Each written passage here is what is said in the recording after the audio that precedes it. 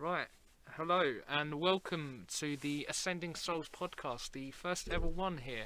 Um, and welcome, my name's Alex, And my name's Jack. and we basically wanted for the first episode to first give you an introduction of what we'd like to talk about, the kind of subjects. Um, Really, for us, this is a free platform to talk about any kind of ideas we want to talk about, anything we find interesting. Maybe it's in the news, maybe it's an article we've read, maybe it's just something we've heard about and we thought, oh, that sounds cool. Let's do a little bit investigating, and it becomes cool. But yeah, we're also, one of the things we'd like to say is we're open people, very open-minded. Try and think about all kinds of perspectives. So we're happy to listen to anyone's opinions, and just as we're getting started off, obviously, we'd be happy to invite anyone who'd like to come and talk with us about anything. It's just me and Jack at the moment starting off. We've got a few ideas of who we'd maybe like to bring onto the podcast and do some stuff with, but we would always invite people, to come and join us. Jack, would you like to take over? Yeah, and it would be great for our listeners to really go on this journey with us, expressing anything new in the news that guys would think of it. Yeah, I think that one of our main focuses is just to basically be a free platform for any kind of discussing. I think it's important for people to kind of have them kind of platforms. I think a lot of people have felt like that's been impeached recently with the desensitization of Facebook and big social media platforms like that. Kind of shutting down the kind of conversation and not allowing certain speech to come through, maybe. So I think that's what we want to create here. We want to create a free platform. Anyway, so the first subject we would like to talk about would be COVID vaccines. Now, obviously, today is the 3rd of December. On the day that we're recording this, and COVID vaccines have been in the story now for a few weeks. They've been talking about how Pfizer have seen to produced all the vaccines, apparently produced a vaccine in record time of 11 months, or maybe it was 10. I believe it was 10 months. 10 months. Which is even crazier. Even crazier. Yes, I mean, record time really to produce a vaccine. I mean, usually they take a number of years to come up with a vaccine, but they suddenly had this out of nowhere, didn't they? Suddenly, become really effective, apparently so. But I mean, the real question is, do you want to trust something that they've come up with so quickly? Would you trust something that happened that quickly, Jack? For diseases that have been around for years and there's been no answers for it for years. Donations have been made annually. We never seem to progress. Yeah, I've always felt that with I've always kind of felt that issue. When you see charities on the on the TV and kind of being broadcast and advertised, and I always think to myself, I always wonder how much money that we do put into this research, and how maybe we haven't got any closer to kind of coming to finding the cures for maybe cancer or any other kind of disease that we haven't been able to get rid of. But I think the interesting thing to think of is, like, recently they've been posting stuff, or the World Health Organization have been posting a lot of kind of hints that maybe we could have the cure to cancer soon by the age of 2030, and everything seems to be happening by 2030, quite a substantial date in our calendars. And I would say a lot of things have been coming out of 2030, so we need to take an eye on that. But back onto the vaccines, Jack. What's your thoughts? Well, the vaccines, healthcare workers who have been on the front line this whole time, who have done a brilliant job, will be disappointed with the news that NHS staff are no longer at the front of the queue for COVID vaccine after the government rethink, and I'm sure they'll be devastated. Well, yes, I think NHS staff no longer at the front of the queue for COVID vaccine. Well, I mean, the way I would look at it as, I mean, obviously me and you aren't looking to be like someone who to take the vaccine. No. It's not something we want to do. I mean, we don't have any trust in it at all, for reasons we'll get onto another day. But I think if it would be quite annoying for NHS staff. I think if you've been at the front line, the supposed front line, I mean, I haven't seen any kind of substantial No, evidence no. for hospitals, struggling and anything like that. I mean, there's been a lot of nurses outspoken about that. I'm sure a lot of them will be very annoyed about that as well, not being able to get the vaccine first. But, I guess the government has their reasons. I Well, don't know. another Boris Johnson is the vaccine live on the. Yeah. What do you think of that? That for me was quite a substantial moment when you informed me of that earlier, I must say, because I think it says a big thing for what the government are trying to do, and I think for me it's a tactical approach. I mean, I don't think he would be inserted with the actual vaccine itself, but I think he'll be taking something else. Obviously, we've just seen an article here as well. Matt Hancock offers The to health take secretary. Pfizer vaccine in live on Good Morning Britain with Piers Morgan. Now, obviously, he's been avoiding Good Morning Britain for a long time, looking for an interview because he knows he Piers. wants to come out. Yes, he wants to come out, do the vaccine live on TV to show everyone's trust. And I think this is what this is. It's a tactical move. It's to gain the public's trust into vaccines. Any kind of confusion, as you can see on ITV and BBC, all the news seems to be kind of talking about the kind of vaccine fear of people at the moment, and how people shouldn't be disillusioned, and it's all okay, and the vaccine's fine, and it seems to be pushing out. It's quite convenient that it sounds as though Boris and Matt have just gone, okay, right, if you don't want to take it, we'll take it. We'll take it just to show you, just so you'll do as you're told. Anything to do as you're told. Yes, anything to kind of manipulate you into it. I think that's quite a substantial moment, really, for And the scary thing is, some people actually believe it. Yeah. People think, wow, he's doing a fantastic thing. And I think one of the things people got to realise is Boris Johnson doesn't make the decisions. He has advisors, he has people behind him who are telling him what to do and influencing his decisions. So, any kind of vaccine taking, it probably wasn't his decision. Even though you may say, it's his body, it's his decision. We thought that. But the implications of not having the vaccine can actually be quite substantial, really. One of the things that has been in the news recently, and they're kind of introducing with MPs, is saying that maybe if people don't have the vaccine, you may be required to have a pass. Sorry, if you do have the vaccine, you'll have a pass. If you don't have the vaccine, you may not be allowed into public areas.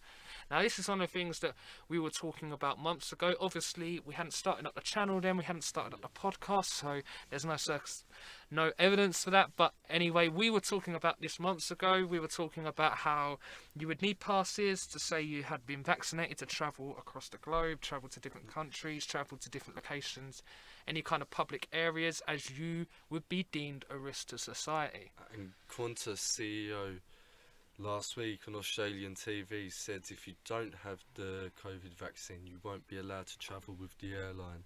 Yeah, so this is something that you can see is rolling out now. The politicians talk about it, the companies then implement these rules. So it's quite scary to think that they have that kind of restriction over your freedom. I think it didn't really kick in with people at first. Telling you there was a lockdown. There was a ultimate reason for lockdown.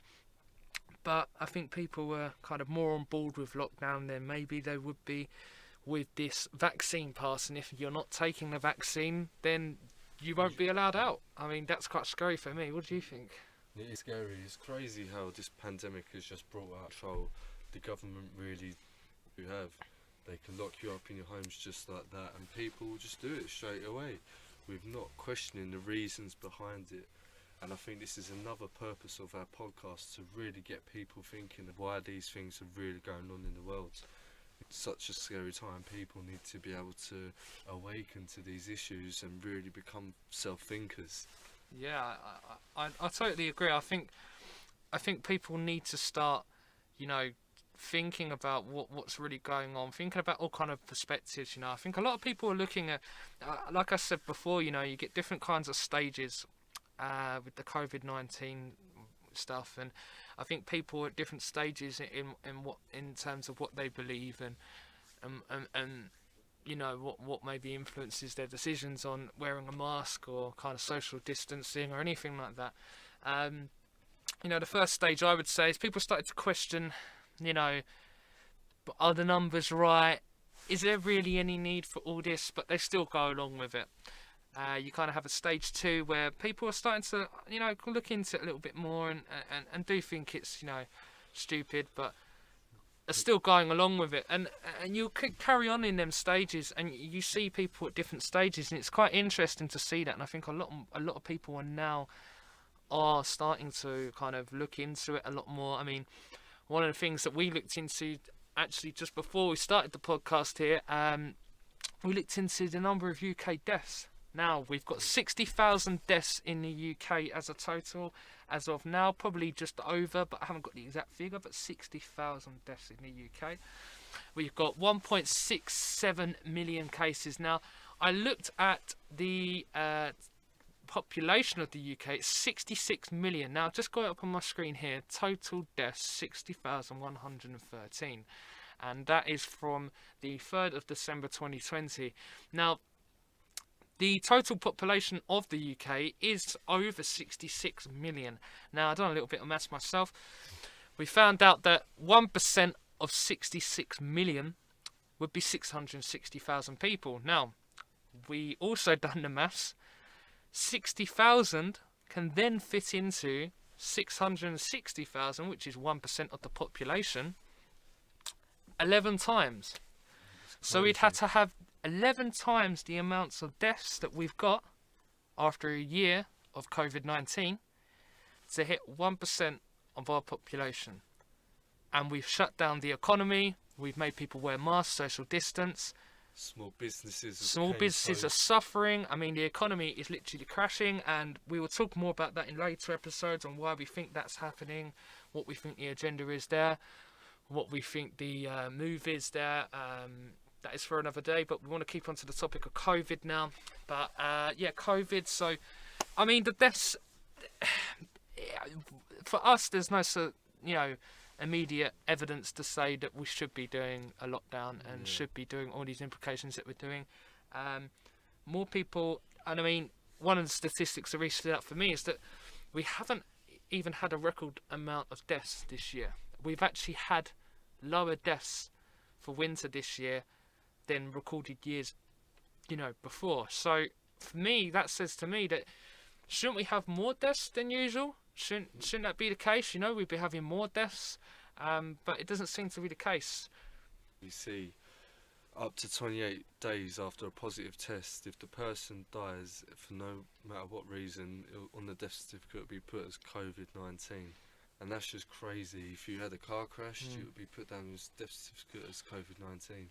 And why is that? Fearing to people? I mean, it's funny, isn't it? Because you hear a lot of cases like that. So you start to think, okay, well, 60,000 deaths, right? But we start to know that these kind of measures are put in place. So, like Jack said, if you test positive within 2 weeks of dying, doesn't matter how you die, you go down as a COVID death. So you start thinking to yourself, well, how many of these deaths are not COVID related, but have been stated as COVID related because they're tested within positive within the last 2 weeks before their death. So, I mean, it's quite concerning. Also, I mean, my mum works in a care home, and she's found a lot of people have maybe died. They've had cancer, maybe they've had tumours, maybe they've been at their last legs of life and then caught COVID, and apparently then it goes down as COVID on the death certificate. Now, for me, I don't see that as a COVID death. I think if anyone on their last legs is vulnerable to a cold, to a flu, to a virus, any kind of virus, and I mean, if they catch any kind of virus, it can be deadly at that stage, I think. And I don't think that it's the COVID-19 that's killed them. And I think it it's... also doesn't help with the elderly when they're missing appointments. Everything for COVID is a priority. People with cancer appointments, meetings that they need to go to, they can't go to because they're fatally dying because of it. Oh, this is one of the points that got raised, isn't it? Is that COVID, not COVID deaths, but deaths in general went up during lockdown, because a lot of people weren't allowed to go see their GPs or get the right medical health care that they were supposed to, or get the right treatment. And this is what's happening. When people are locked away and not able to get the right treatments and see people and and socially interact with people, it takes a toll on people, and it actually causes more deaths and more devastation than Fatalities. yeah, more fatalities than COVID-19, and no one seems to be raising this issue. I mean, it was raised by someone, a while ago, but it's not something that has been spoken about enough, and I think that there just shows that lockdown is there to stay. I don't think this is something that's going to be moving anytime soon. I really don't. I just feel like for the next year, places in England here, there's got lockdowns in certain areas. They'll just rely on certain areas, and it means more control.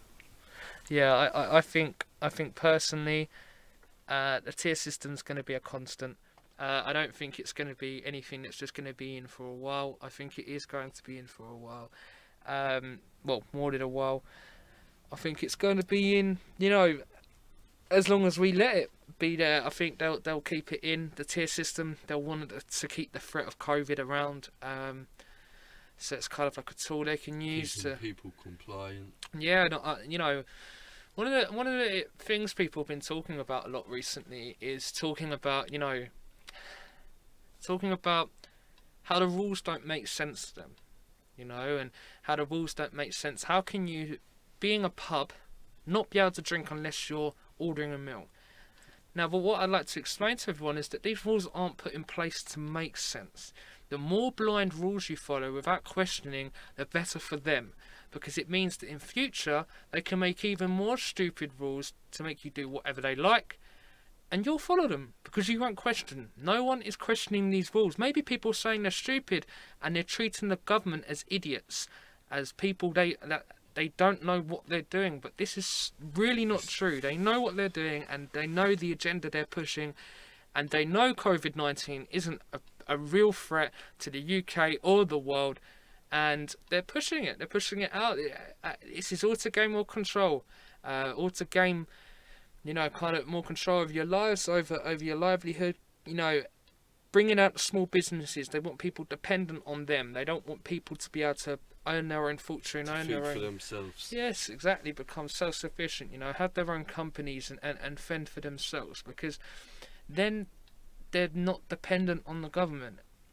One of the big points that's been raised recently is that if you've got savings and you're made redundant by your work or anyone like that, you won't be entitled to universal credit because you've got savings. So you have to run down your savings before you're entitled to universal credit, which then means everyone's going to have the same amount of money at some point, because all them people that are going onto universal credit would have to have all used their savings before they were entitled to universal credit, which means it brings everyone down to an even salary.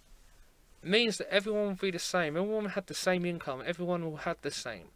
I mean, in a recent video of the World Health Organization, you will rent everything and you will be happy.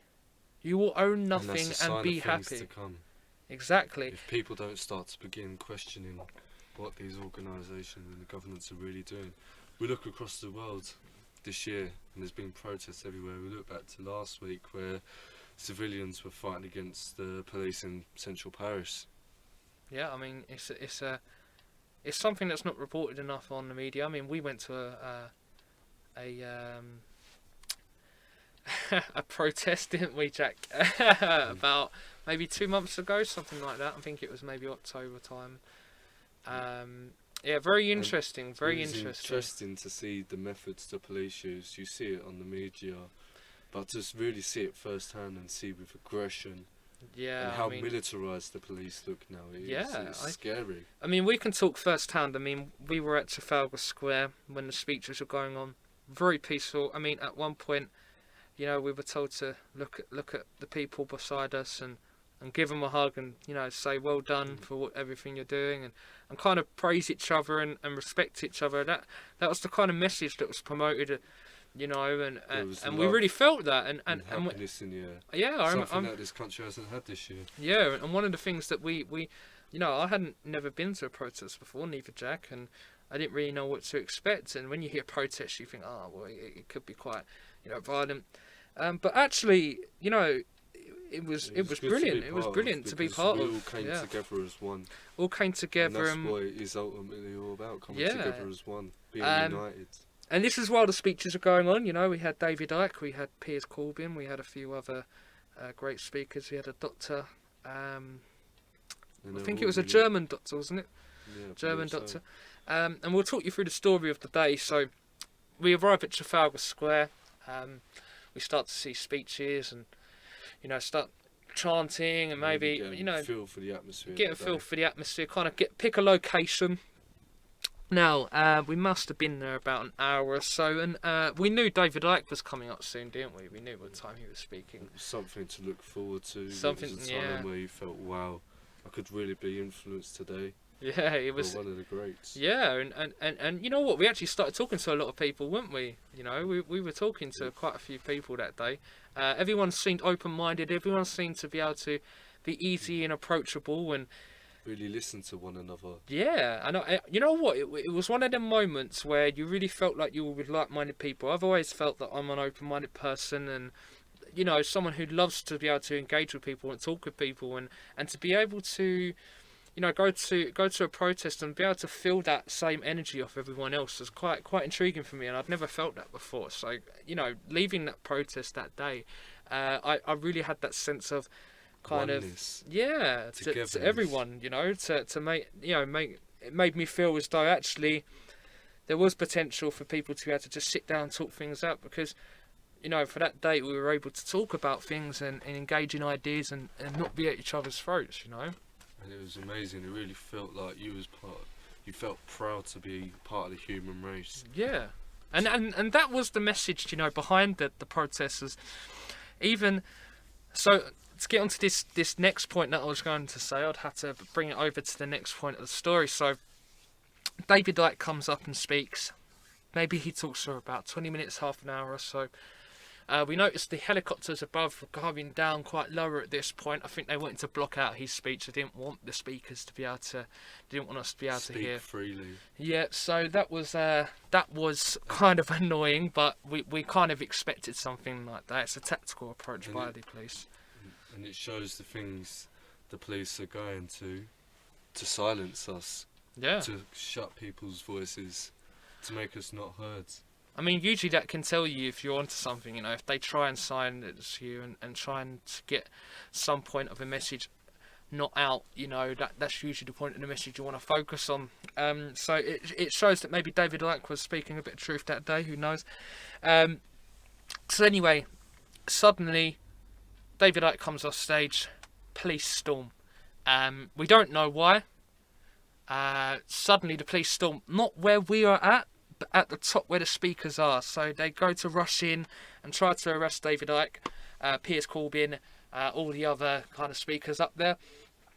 Now, the crowd, as from what we heard after the protest, the crowd had formed a kind of wall around David Icke and Piers Corbyn and all these people, and escorted them out so the police couldn't then get them. So that was good news.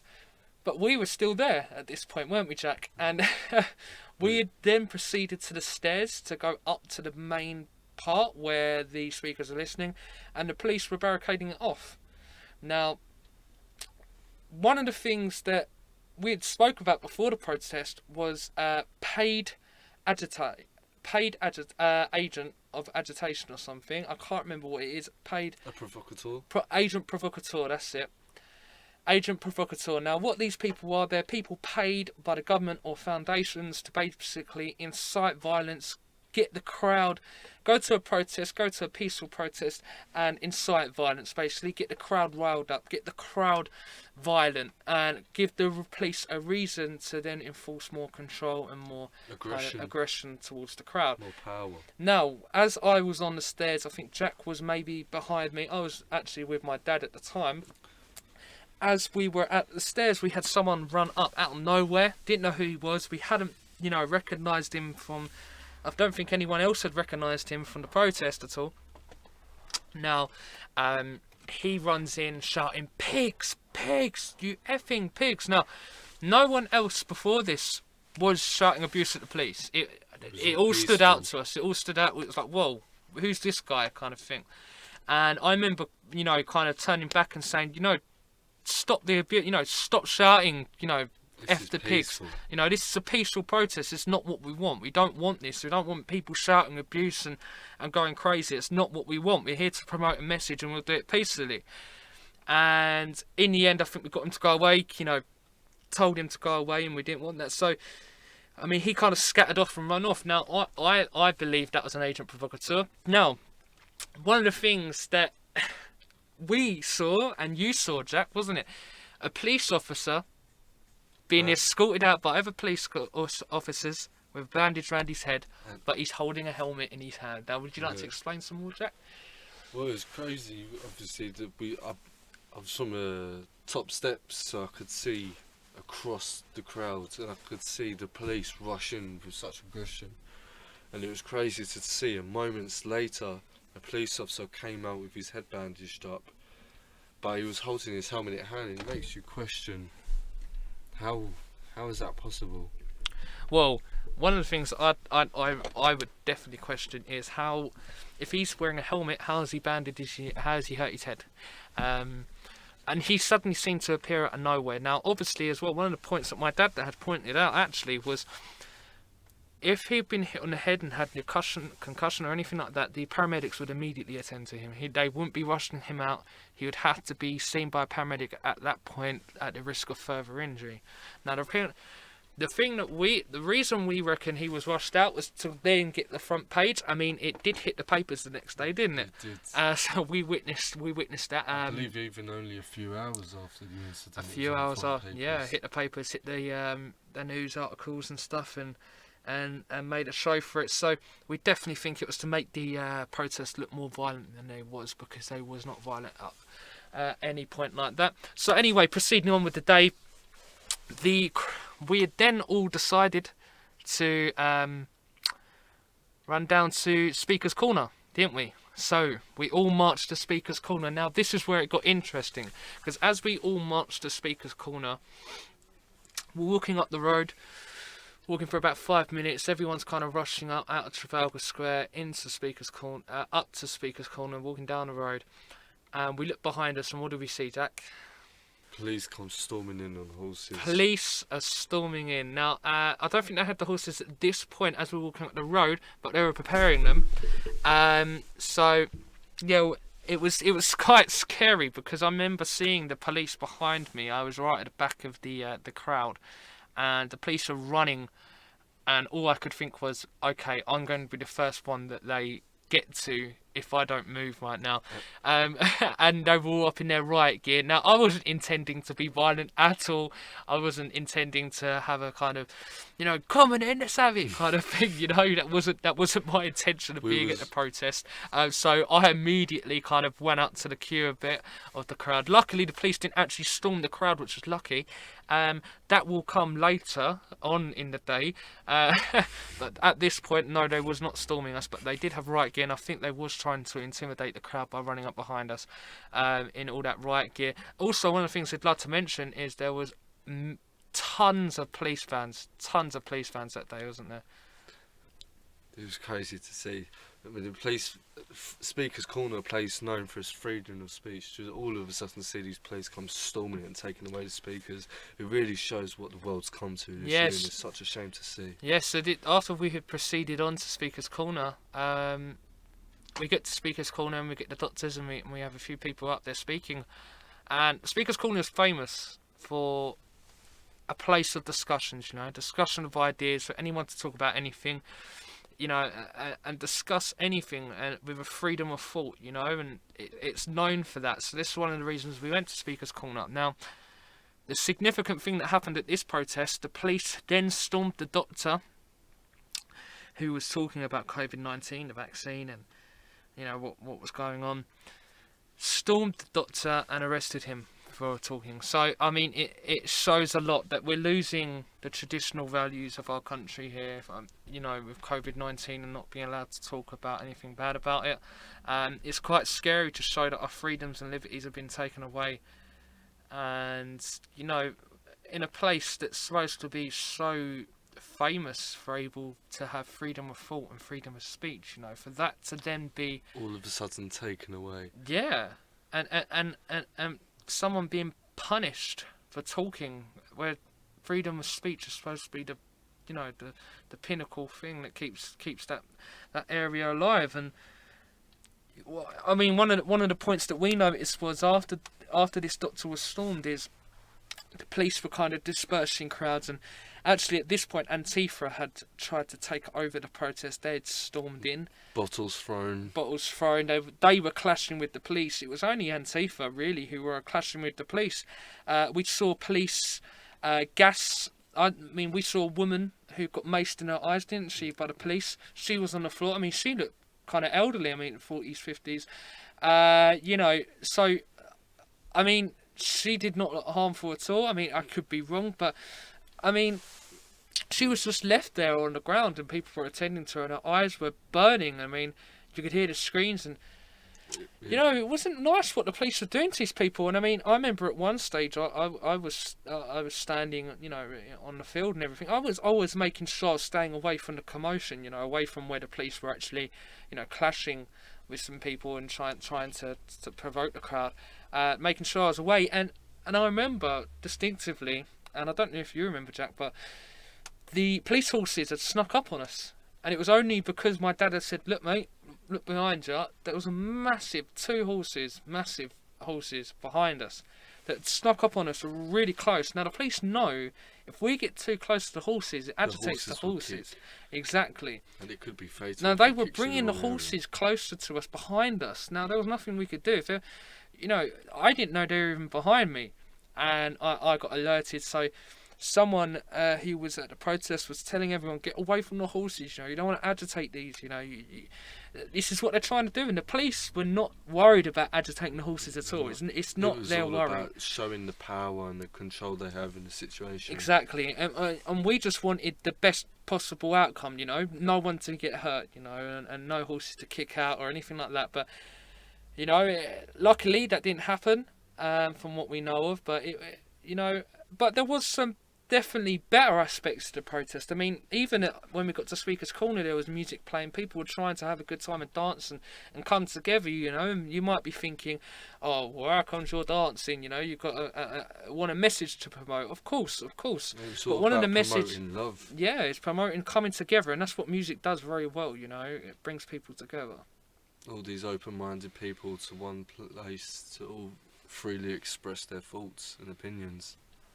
Yeah, and I think that was a significant part of the day. So that was our first ever protest and experience that we ever had. And I think it showed a lot with the COVID-19 and how they were treating. I mean, one of the points that you've got to remember is that BLM were, you know, protesting a few months before, and they were never treated with the same respect. I mean, even one of the significant differences was even just the uniform the police were wearing. Normal uniform they were wearing at the BLM protest. Normal uniform, taking a knee with the crowd, standing with the crowd, unifying. With us, they all come out in riot gear and were ready to provoke the crowd and actually provoking the crowd. They provoked the violence. Yeah, they were. They were creating the violence, and it's all to portray an image in the front pages in the media.